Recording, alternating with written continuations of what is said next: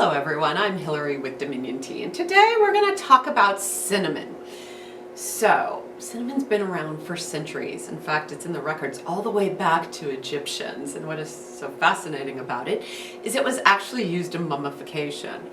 And for those who are familiar with cinnamon, cinnamon is a bark. It's actually the inner bark of a family of trees called Cinnamomum, and it undergoes a very fascinating process. They basically chop off the branch, and you can see the inner and outer layers of the bark. They take out the outer layer and pull the inner, which is why the cinnamon can come out kind of twisted like paper, and like the old parchment paper. Well, the Egyptians would wrap that with the linen over the mummies because cinnamon is antimicrobial.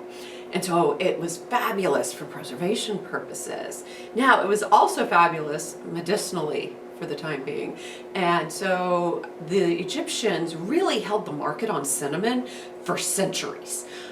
They were the ones that introduced it to the Romans and to the Greeks, and kind of led it into Europe. Now, what was fascinating is there was a small set of merchants, especially through the Ottoman Empire, that controlled cinnamon trade.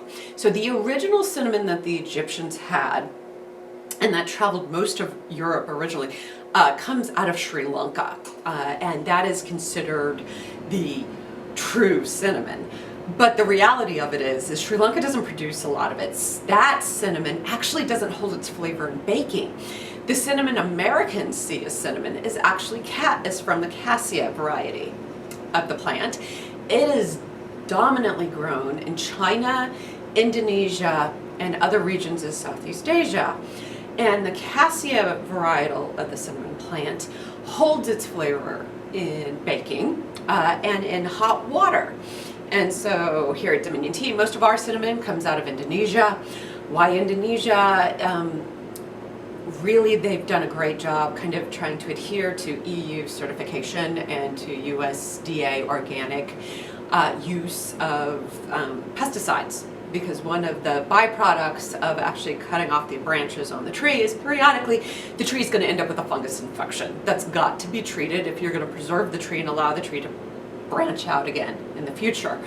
And it's not really avoidable, to be truthful, and you can lose entire crops once one tree becomes infected on a cinnamon plantation.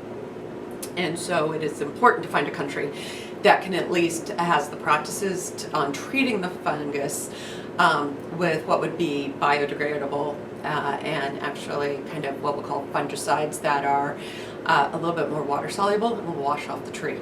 And so for our purposes, we go to Indonesia. Now, we're not going to blend with whole sticks, and there's a reason for that. It takes a long time for water to actually get into this bark that's been dried. So we resort to chopping it down for the purposes of tea. And what it does is it is absolutely going to impart its flavor on everything. It's really dusty. You notice this if you're a masala chai drinker and you open it up, the bulk of the dust is actually from the cinnamon bark that goes in there. Now, you can absolutely brew a cinnamon stick as a beverage.